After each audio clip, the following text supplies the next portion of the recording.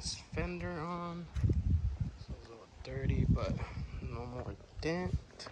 I'll screw here and screw this one just so I can make it easier right here. Screw right here.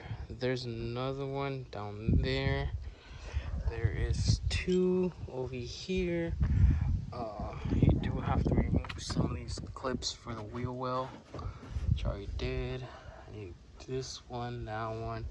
If you do have an XRS or a Type S, you do have to remove this or set it out to the side because there's a screw down here. And I believe there is probably like two down here, and this fender should come out. Oh, there's one down there too, which is this one right here. And you see there's one down there.